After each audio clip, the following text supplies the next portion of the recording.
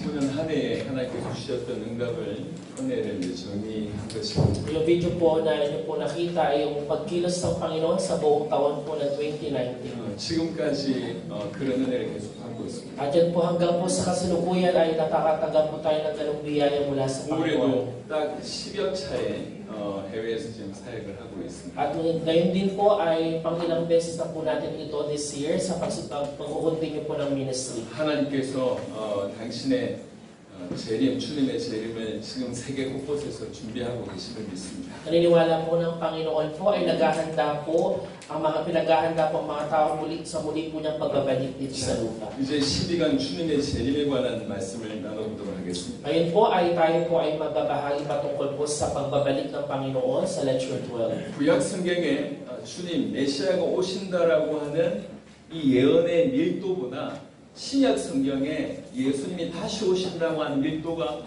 훨씬 높습니다.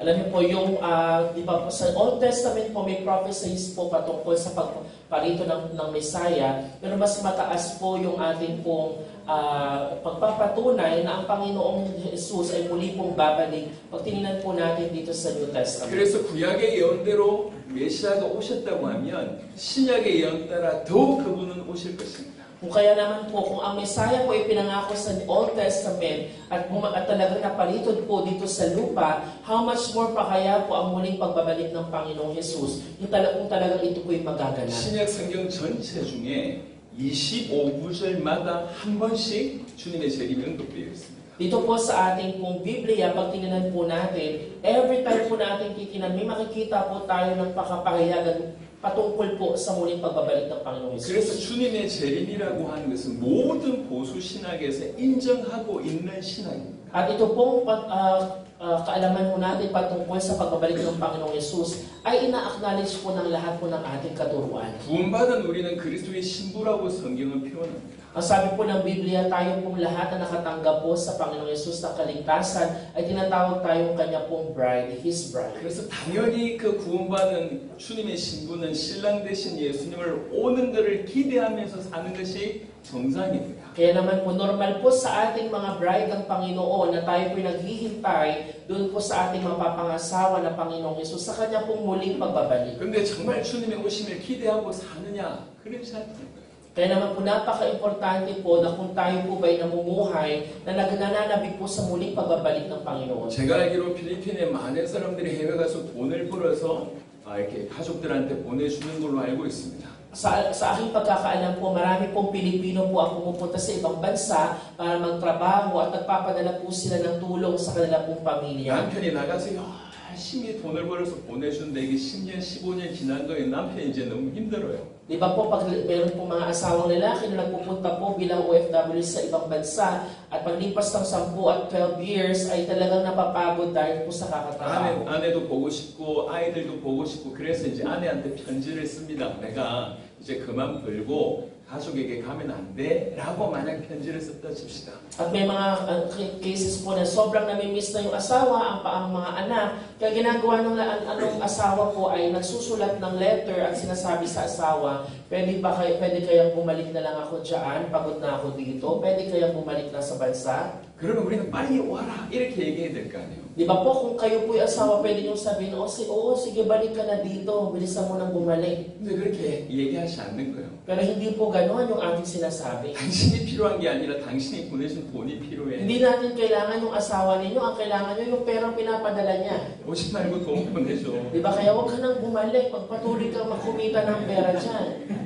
우리 이런 경우들이 있지 Di 않습니까? ba, kung may mga ganong cases po tayo, 우리가 주님을 향한 태도도 그런 거예요. ganun din po yung ating pong attitude sa pagbabalik ng Panginoong Jesus. 우리는 주님을 원하지 않고 주님이 주시는 뭔가 그 응답, 뭔가 축복 이걸 원하고 있어요. Ang problema mo sa atin, hindi natin ninanais ang Panginoong Jesus. Ang gusto lang natin sa Kanya, yung kasagutan galing sa Kanya, yung pagpapala kung binibigay niya sa atin. 수많은 신자가 주님을 원하기보다 주님을 알기보다 주님에게서 오는 그 플러스 알파에 항상 관심이 있습니다. Lagi po ang mga manampalataya, hindi lang po ang Panginoong Jesus ang ninanais, hindi lang po yung kanyang muling pagbabalik, kundi may mga bagay pa silang dinadagdag at ninanais more than sa Panginoon. 그건 올바르지 않습니다. Kaya hindi po yun tama, mga kapatid. 우리는 정말로 주님의 재림을 정확하게 알고 주님의 재림을 기다리는 자여야 합니다. Kaya naman po tayo po dapat ay nagnanais po sa muling pagbabalik ng Panginoong Yesus habang tayo po ay naghihintay. Kailangan po natin itong malaman ng tiyak at sigurado. 주님의 재림에 관한 여러 가지 특징이 있지만 그 중에 4가지 정도만 말씀드려보겠습니다. Marami pong karakteristik po ang pagbabalik ng Panginoong Diyos, pero mag-aaral po tayo ng 4 lang po na bagay. 누가복음 21장 27절. Tingnan po natin ang Luke 21 verse 27. Ano po ang sabi sa Lucas 21:27? Basahin mo natin. 1, 2, 3, go! Sa panahong iyon, makikita nila ang anak ng taong dumarating na nasa alapaang at may kapangyarihan at dakilang karangalan. 첫 번째 특징입니다. 모든 사람이 볼 수 있도록 오십니다. Ang sabi po sa unang bagay po na karakteristik, lahat ng tao ay makikita po. 오시는데 그것을 모른다. 그런 일은 없다는 거죠. 모든 사람들이 볼 수 있도록 오십니다. Hindi po pwedeng sabihin natin dumating na ang Panginoong Yesus pero hindi nakita ng mga tao. Lahat ng tao makikita po iyon 두 dapat. 번째, 사도행전 1장 11절입니다. Tingnan po natin yung Acts chapter 1 verse 11, mga gawa 1 verse 11. Basahin mo natin.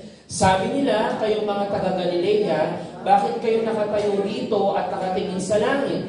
Itong si Jesus na umakyat sa langit ay magbabalik gaya ng nakita ninyong pag-akyat niya. 하늘로 가신 그대로 다시 오십니다. Ibig sabihin po kung paano siya umakyat sa langit, ganoon din po siya klaseng bababa. 세 번째, 마태복음 24장 36절, 42절, Ilan po 44절입니다. natin, Matthew 24 verse 36, verse 42 at verse 44. Ano pong sabi? 1, 2, 3, go!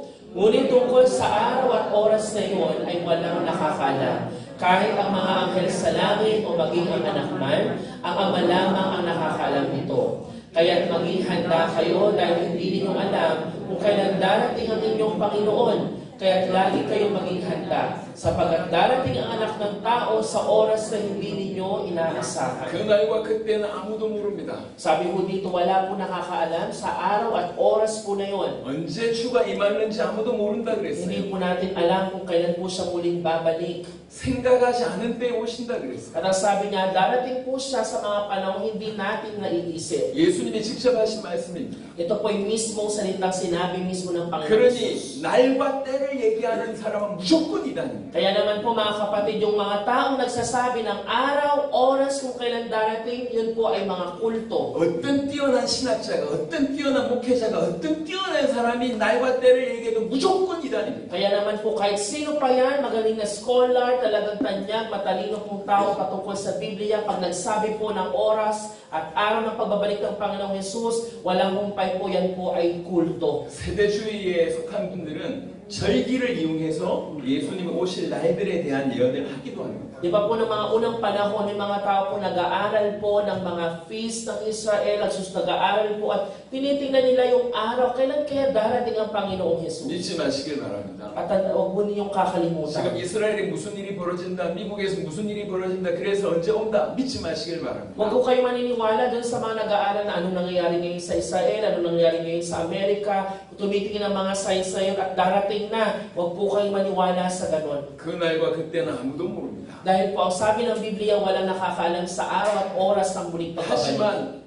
하지만 이 조금 생각해 볼 수 있는 하나의 근거가 있습니다. Ngunit kung makikita ho natin ito, may isang ebidensya po tayong pwede pong makita. 마태복음 24장 14절입니다. Sabi po sa Matthew 24 verse 14, basahin mo natin. Ipapangaral sa buong sanlibutan ang magandang balitang ito tungkol sa kaharian ng Diyos upang magsilbing patotoo sa lahat ng mga bansa at saka darating ang wakas. 모든 민족에게 전언되기 위하여 온 세상에 전파되리니 그제야 끝이 온다고 얘기했습니다. Ano pong sabi ho dito? Darating po yung panahon po na ipapangaral sa buong sanlibutan ang magandang balita patungkol sa kaharian ng Diyos para maging patotoo sa lahat ng mga bansa at doon daw po darating ang wakas. 여러분 세계복음화는 모든 사람들이 믿는다는 말이 아니에요. 모든 사람들에게 복음이 전해진다는 얘기입니다. Ibig sabihin po, hindi po nangangahulugan na ang world evangelization po ay lahat ng tao po ay mananampalataya, kundi nais po nating maabot sa buong mundo lahat ng tao yung 또 gospel. 하나 이 구절에서 우리가 생각해야 될 게 뭐냐면 정언되기 위하여 온 세상에 전파된다고 얘기했습니다. At ang sabi ko dito, kapag ang lahat po ng tao po ay nagsisi po, ay doon lamang po babalik ang Panginoong Diyos. 필리핀은 지금 복음화 됐습니까? Sa tingin niyo po ba, ang Pilipinas po ba ay na-evangelize na ang lahat dito sa Pilipinas? 어떻게 생각하십니까? Na-evangelize na po ba lahat, mga kapatid? Hindi pa. 어떤 단체는 필리핀은 복음화 됐다고 얘기합니다. Meron po organisasyon na nagsasabi po na ang Pilipinas na po ay na-evangelize na daw 왜? lahat. 필리핀의 모든 사람들이 예수님을 알기 때문에 복음화 됐다라고 그렇게 정의합니다. Bakit daw po? Kasi ang isip nila, lahat ng tao sa Pilipinas kilala ang Panginoong Jesus. 그래서 그분들은 저기 밀림이나 원시인들 중에 아직도 예수 이름 못 들은 사람들에게 복음이 예수 이름이 들려지면 세계복음화 끝이 난다라고 얘기합니다. Kaya may mga tao pong iniisip na porket alam lang kilala ang Panginoong Jesus ay na-evangelize na. 하지만 성경을 보면 약간 다른 각도인 것 같습니다. Pero po itong sinasabi po ng Biblia po ay iba po ang anggulo ng sinasabi. 온 세상의 모든 민족에게 정언되기 위하여라고 하는 것이 더 중요한 것 같습니다. Kaya napaka-importante po nung sinasabi ko dito na the whole world po ay maging isang testimony sa lahat ng bansa. 정언된다는 얘기는 예수님이 누군지를 정확하게 알고 있는 정인이 증거하는 것.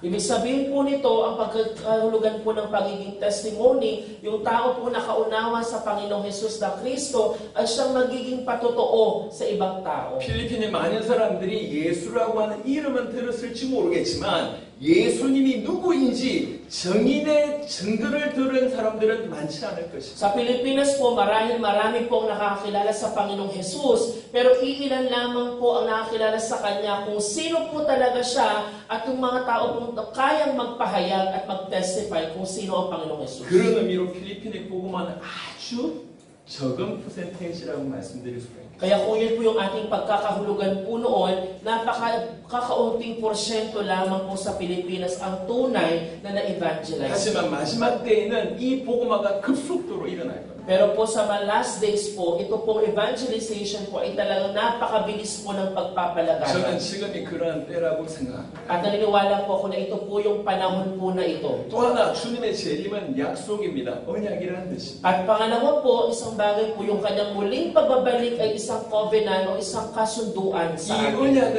틀림없이 성취됩니다. At ito pong covenant po na ito ay panigurado pong magkakaroon po ng fulfillment. 그런데 이 재림의 언약에 관해서 조금 더 깊이 있게 한번 살펴보도록 하겠습니다. Tingnan po natin ng mas malalim pa itong covenant po ng kanyang pagbabalik. 마태복음 10장 23절입니다. Sabi mo ng Matthew 10 verse 23, 1 to 3 go. Kapag inusig kayo sa isang bayan, tumakas kayo sa kasunod. Tandaan ninyo, bago ninyo mapuntahan ang lahat ng bayan ng Israel, darating na ang anak ng tao. 여러분 이스라엘이 그렇게 크지 않습니다. Alam niyo po, ang Israel po hindi po malaking bansa. 제자들을 보내면서 너희가 이스라엘의 모든 동네를 다 다니지 못하여서 인자가 온다고 얘기합니다. Ang sinasabi niya, kayong mga alagad ko, habang kayo ay nagpaparot pa rito dito sa Israel, doon darating ang Panginoon.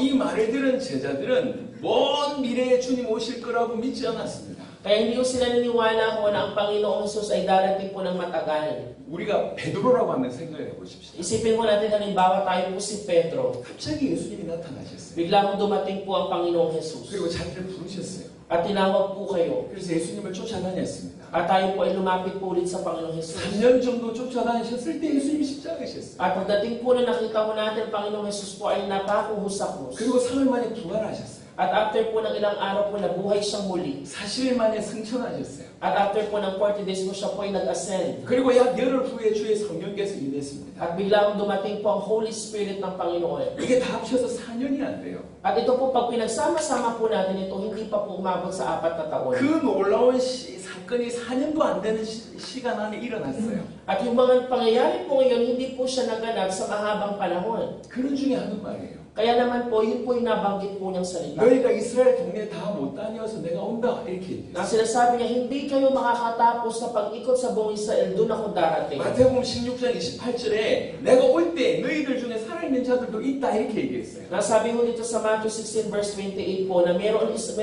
dito sa inyo na hindi nyo makikita yung aking pagbabalik. 마태복음 24장 34절에 이 세대가 지나가기 전에 이 일이 다 일어난다고 얘기했어요. Nasabi niya ho dito sa Matthew 24 verse 34 na itong generation na to will not pass away until these things have 단 happened. 한 명의 사도도 먼 미래의 세계보고만 된다라고 생각하는 사람이 한 사람도 없습니다. Kaya naman po, wala po ni isang apostol po ang nag-isip na darating ho sa matagal po na panahon ang pagkakaroon ng evangelism. 그래서 2000년 전임에도 불구하고 이 사도들은 전부 선교하다가 순교합니다. Kaya itong mga tao pong ito, sa kanila pong patuloy na pagbabahagi ng salita ng Diyos, ay sila po ay naging martir. Hindi ho nila nakita ang pagbabalik ng Panginoong 그게 Hesus. 그들의 재림의 약속에 대한 믿음이었습니다. Yun po yung kanilang pananampalataya pagdating po sa pagbabalik muli ng Panginoong Hesus. 마가복음 9장 1절 한번 보여주시죠. Tinan po natin ang Mark chapter 9 po, verse 1. 1 to 3 go, basa po. Sinabi pa ni Jesus sa kanila,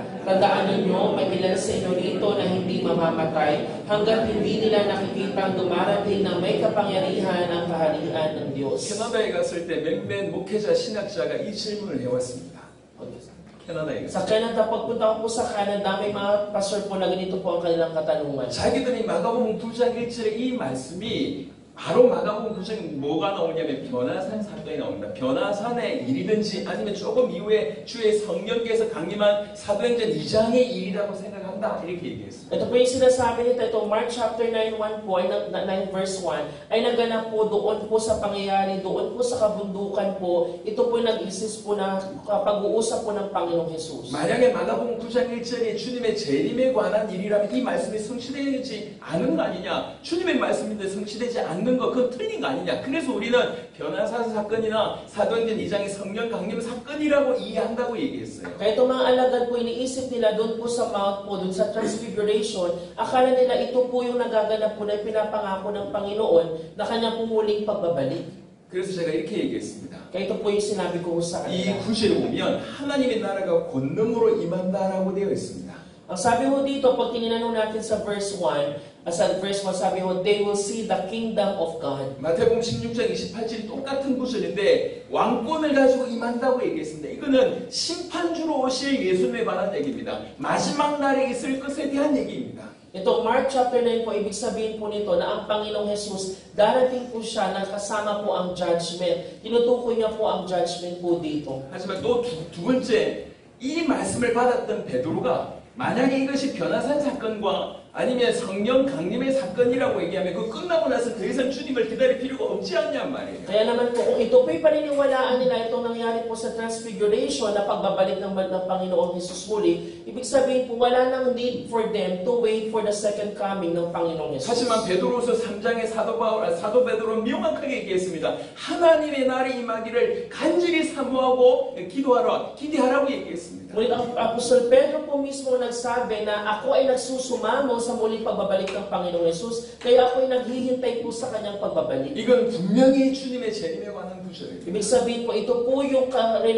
relation po sa muling pagbabalik ng Panginoong Jesus. 그래서 얘기하더라고요. 그러면 성취되지 않는 거 아니냐라고 얘기하셨습니다. Kaya naman po sinasabi mo dito, talaga bang ito'y naganap o magaganap pa lamang? 그래서 제가 이렇게 말씀드렸습니다. Kaya ito po yung aking po sinabi. 제가 이야기로는 하나님은 모든 시간에 현재로 계신다. 우리는 과거, 현재, 미래라고 하는 시간 위에 계시지만 우리 주님은 모든 시간을 초월해서 계신다. Ang Panginoon Diyos po, ito pong aking pananaw sa Kanya. Kung tayo pong tao, meron po tayong sariling timeline na meron po tayong nakaraan, kasalukuyan at hinaharap. Sa Panginoong Diyos po, nakikita niya ang lahat ng bagay sa Kanya pong mata mismo. So sa Kanya po, hindi po siya limited sa timeline po niya. 그래서 주님의 의도는 사도들과 우리에게 동일하게 마찬가지로 우리 살아있을 때 주님 오실 것을 믿고 그렇게 살 것에 대한 요구라고 생각한다. Kaya naman po naniniwala po ako na ganun din po ang nais ng Panginoon sa atin kung paano niya binigyan yung mga apostol dati ng pagsusumamo sa Kanya pong muling pagbabalik. Ganun din po tayo ang panawagan sa atin. Hinihintay natin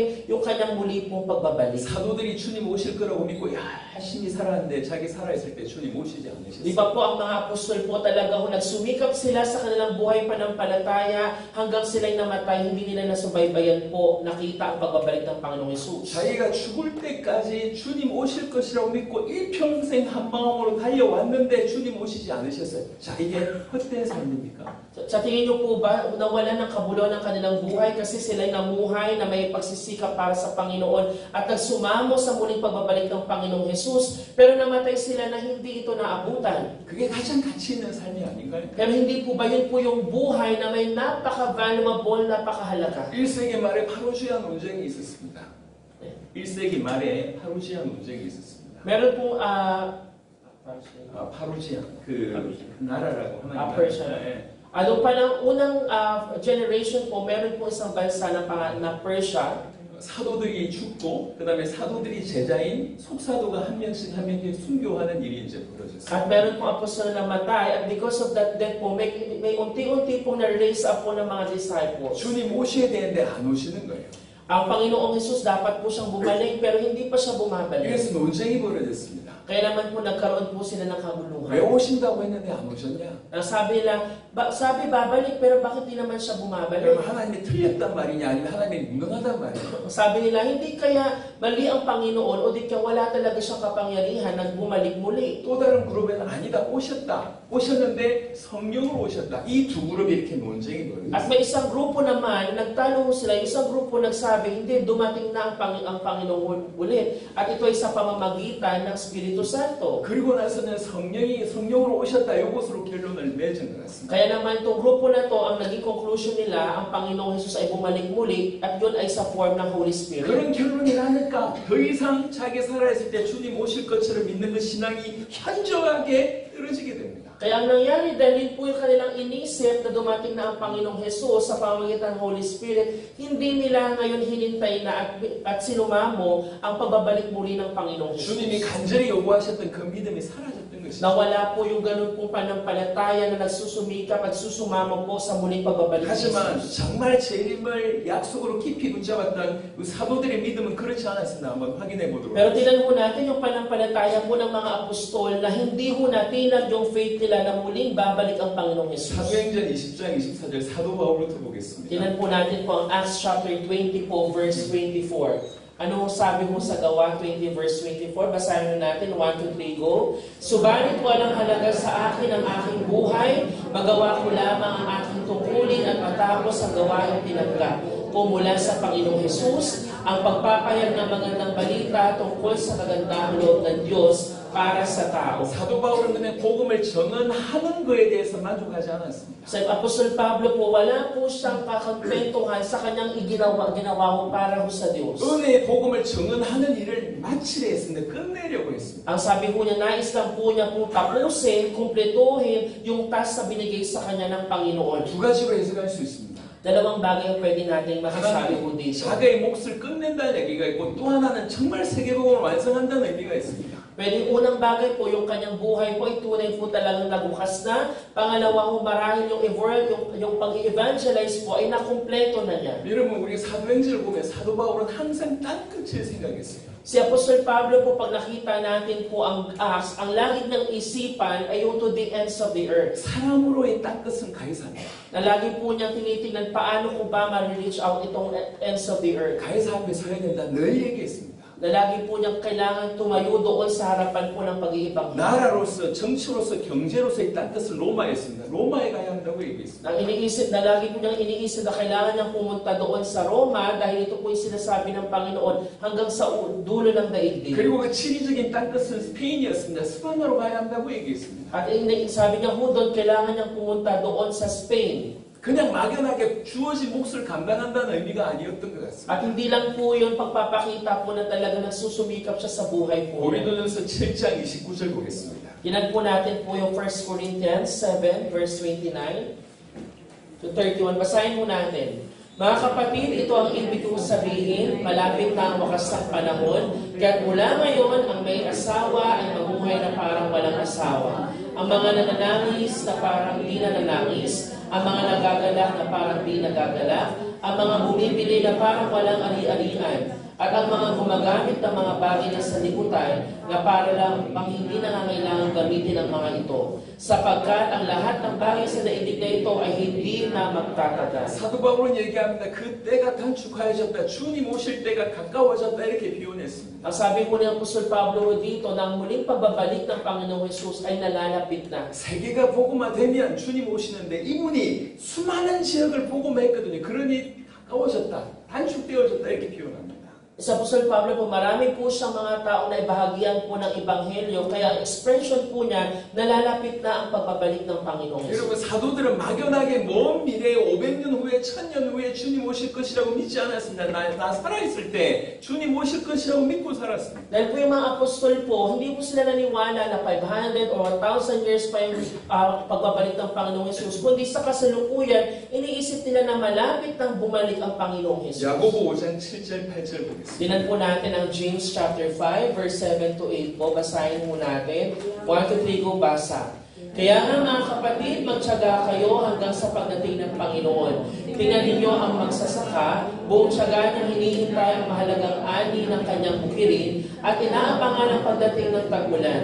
Dapat din kayo magtiyaga. Tibayan ninyo ang inyong loob sapagkat nalalapit na ang pagdating ng Panginoon. 이 야고보는 예수님의 친동생이었습니다. Ito po si James po ay brother po ng Panginoong Jesus. 예수님이 활동하실 때는 믿지 않았던 사람입니다. Ito pong si James po ng Panginoon ay nagmi-ministry, hindi po siya mananampalataya. 하지만 고린도전서 15장 보니까 주께서 부활하시고 친히 이 야고보에게 나타나 주셨습니다. Ngunit po sa 1 Corinthians 15 po makikita ho natin na ang Panginoon ay nag-resurrect, nagpakita ang Panginoong Jesus sa kanya. 야고보는 완전히 바뀌어서 이제 초대교회의 기둥 같은 인물이 되었습니다. At ito po si James po ay talaga po nagbago po ang kanyang buhay at naging isang haligi po ng pananampalataya. 교회를 돌보는데 점점 핍박이 있는 거예요. At habang siya po ay bumubuo ng iglesia, nakakatanggap po siya ng mga persecution. 예수님을 믿는다는 이유로 수많은 핍박이 이제 일어났어요. Sa kanya pong pananampalataya sa Panginoong Jesus, napakarami pong persecution ang kanyang natanggap. 그래서 그 성도들에게 편지를 쓴 겁니다. Kaya naman po sa mga mananampalataya, ito po yung kanya pong sinulat. 조금만 참아라. Ang sabi niya, kayo po ay magtiis. 주님이 곧 강림하신다. Dahil ang Panginoong Jesus ay muling babalik. 마음을 굳건하게 해라. 주의 강림이 가깝다. Nasabi niya na maging malakas ang iyong mga puso dahil muli nangarapit na ang pagbabalik ng Panginoong Jesus. 적어도 이 신자들에게 주님의 강림이라고 하는 것은 그들의 모든 삶을 지탱해주는 신앙이었습니다. Dahil po noong mga panahon na yun lamang po ang nagpapalakas at papatibay po ng kanilang pananampalataya, yung kanilang pagsusumamo sa muling pagbabalik ng Panginoong Jesus. 베드로서 3장 12절을 보겠습니다. Tingnan po natin po ang 2 Peter chapter 3 verse 12. Ano pong sabi sa pangalawang Pedro chapter 3 verse 12? So, verse 12 lang po tayo. Sige, babasahin mo natin. Habang iniintay ninyo ang araw ng Diyos, magsikap kayong mabuti upang dumating agad ang araw na ang kalangitan ay matutupok at ang mga bagay na naroon ay matutunaw sa matinding init. 간절히 구했습니다. 하나님의 날이 임하기를 간절히 사모하고 바라보라고 얘기했습니다. At ang sabi ho dito po, kailangan ho nilang magsumamo ho, talagang naisin ang muling pagbabalik ng Panginoong Jesus. 사도 바울이 그 다음에 야고보와 베드로가 동일한 이런 신앙을 가지고 있었고요. Ganun po yung panampalataya po nila Apostol Pablo, ni James, si Santiago po, maging po ni Pedro. 계시록에 저자한 사도 요한을 보겠습니다. Tingnan po natin po si Apostol John dito po sa Revelations 22 verse 12. Basahin po natin pahayag, chapter 22 verse 12. Basahin po natin.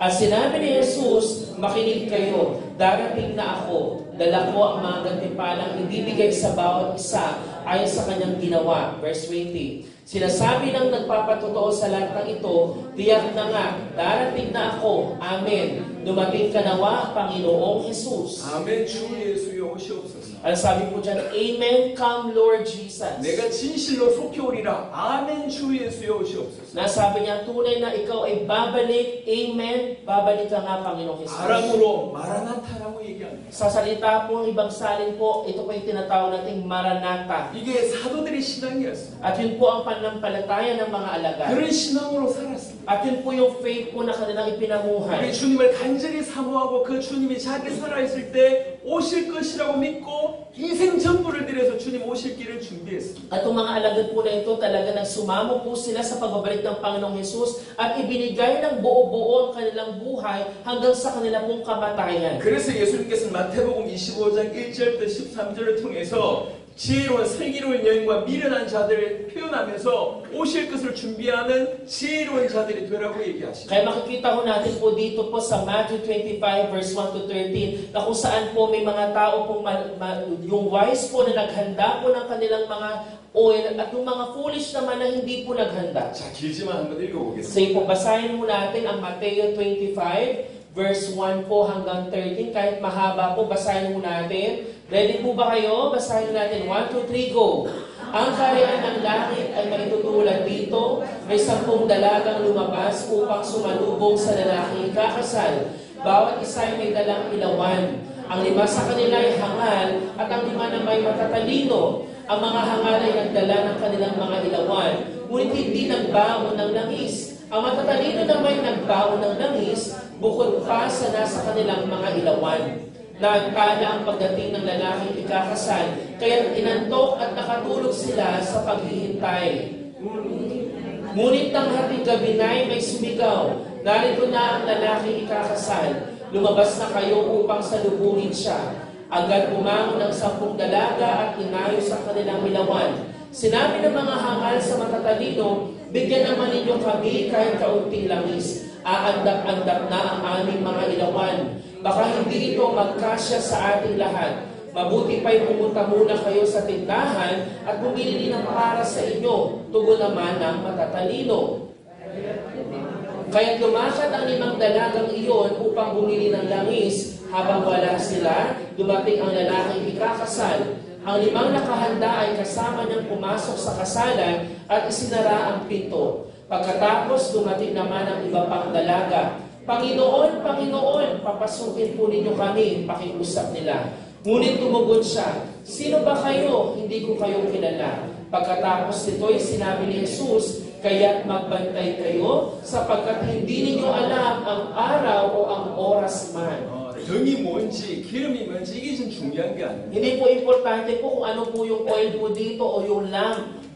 주님 오실 길을 준비하라는 거예요. Ibig sabihin lang po sa atin, kailangan nating maghanda mabuti para sa pagbabalik ng Panginoong Hesus. 주님의 재림을 믿고 깨어 있으라는 거예요. Kailangan po nating manatiling bukas, gising sa muling pagbabalik po ng Panginoong Hesus. 주님의 재림을 정말로 약속으로 믿고 있는 자는 이렇게 살아라는 것입니다. Ito po yung sinasabi ko, mamuhay po tayo na mayroon pong pananampalataya na muling babalik ang Panginoong Hesus. 데살로니가전서 5장 1절부터 11절. Tingnan po natin, unang Thessalonica chapter 5 verse 1 to 11. Basahin mo natin. 1, 2, 3, go. Mga kapatid, hindi na kailangan isulat ko pa sa inyo kung kailan magaganap ang mga bagay na ito. Sapagkat alam na ninyo na ang pagdating ng araw ng Panginoon ay tulad ng pagdating ng magnanakaw sa gabi. Kapag sinasabi ng mga tao, tiwasay at panatag ang lahat, biglang darating ang kapahamakan. Hindi sila makakaiwas sapagkat ang pagdating nito ay tulad ng pagsumpong ng sakit ng tiyan ng isang babaeng mga anak. Ngunit wala na kayo sa kadiliman, mga kapatid, kahit hindi kayo mabibigla sa araw na iyon na darating na parang magnanakaw. Sumunod. Kayong lahat ay kabilang sa panig ng liwanag, sa panig ng araw, hindi sa panig ng gabi o ng dilim. Kaya nga, kailangan tayo manatiling gising, laging handa at malinaw ang isip, at di tulad ng iba. Sa gabi ay karaniwang natutulog ang tao, at sa gabi rin karaniwang naglalasing. Ngunit dahil tayo sa panig ng araw, dapat maging matino ang ating pag-iisip, isuot natin ang baluti ng pananampalataya at pag-ibig, at isuot ang helmet ng pag-asa sa pagliligtas na gagawin sa atin ng Diyos. Hindi tayo pinili ng Diyos upang bagsakan ng kanyang puot, kundi upang iligtas sa pamamagitan ng ating Panginoong Hesukristo. Namatay siya para sa atin upang tayo mabuhay na kasama niya, maging buhay man tayo o patay na sa kanyang muling pagparito. Dahil dito, palakasin ninyo ang loob ng isa't isa at magtulungan kayo tulad ng ginagawa ninyo ngayon.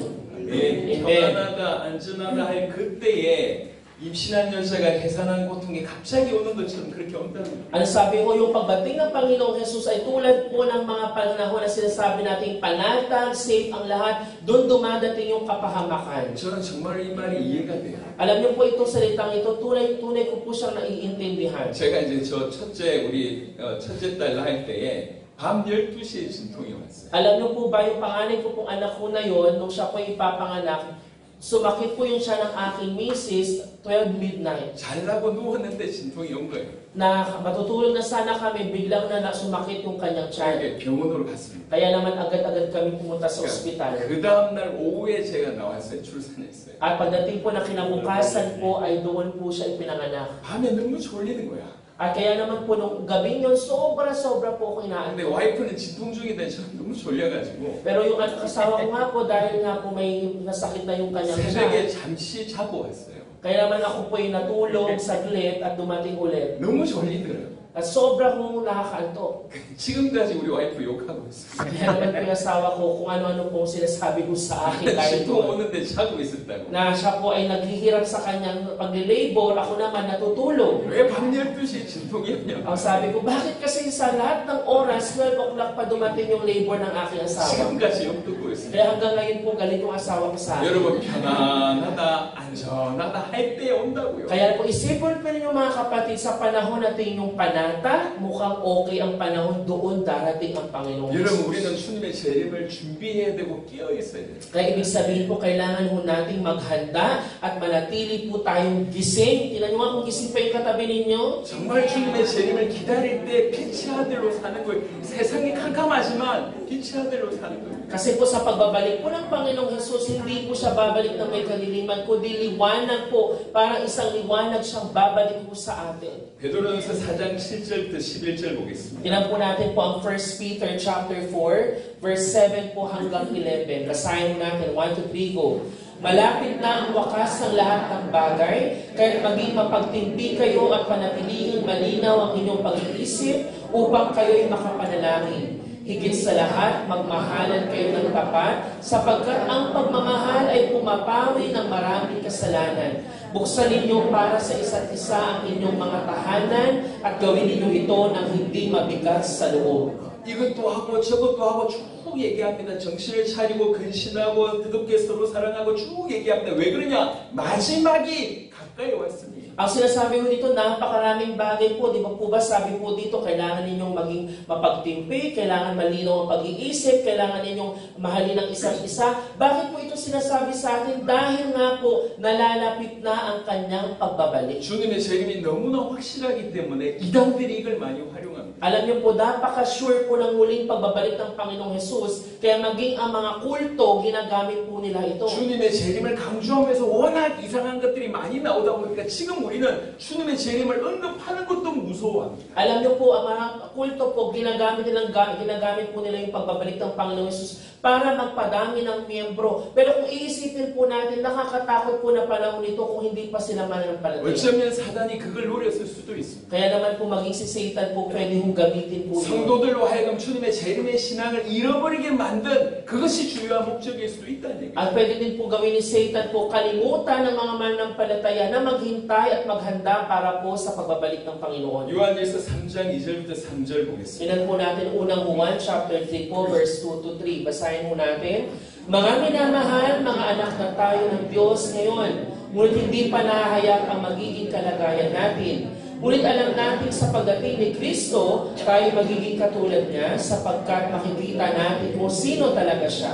Kaya ang sino mang may ganitong pag-asa kay Kristo ay nagsisikap na maging malinis tulad niyang malinis. 우리 주님이 나타나시면 우리도 그와 같이 부활체의 몸으로 변화됩니다. Ano sabi po na dito? Ang Panginoong Yesus, pag siya'y dumating, tayo din po ay magiging katulad niya. Magkakaroon tayo ng mga resurrected bodies po 그리고 natin. 하나님 나라에서 영원히 왕노릇하게 됩니다. At tayo po ay doon mananatili sa kaharian ng Diyos tulad ng isang hari. 그래서 3절에 뭐라고 얘기하냐면 주를 향하여 이 소망을 가진 자마다 그의 깨끗하심과 같이 자기도 깨끗하게 하는 이라 되어 있습니다. Kaya naman sa mga taong naghihintay po at makikita po ang Panginoong Jesus, lahat po tayong maasa po na tayo po kanyang lilinisin at magiging katulad po niya dahil siya po mismo ay malinis. 세상이 그러하기 때문에 적당히 타협하는 거 없습니다. Kaya naman po hindi po tayo pwedeng maging katulad po ng sanlibutan. 정말로 주님의 제 이름을 소망하기 때문에 그의 나타나심을 소망하기 때문에 그와 같이 오늘도 자기를 깨끗하게 하는 삶을 살아가는 것이 정상입니다. Dahil nga po tayo naghihintay po sa kanyang muling pagbabalik at dahil ngayong kanyang pagbabalik po ay pagpapakita na siya po'y malinis, tayo din po habang tayo po'y naghihintay, sinisikap po natin mamuhay ng may kalinisan. 이게 사도들의 믿음이었어요. At yun po yung panampalataya ng mga apostol. 한국에 지금 감사하게 한국이 전 세계에서 인구 대비해서 가장 선교사를 많이 보낸 나라입니다. Alam niyo po isang bagay na pinagpapasalamat ko sa Korea po ngayon, kung ikukumpara po sa populasyon po nila,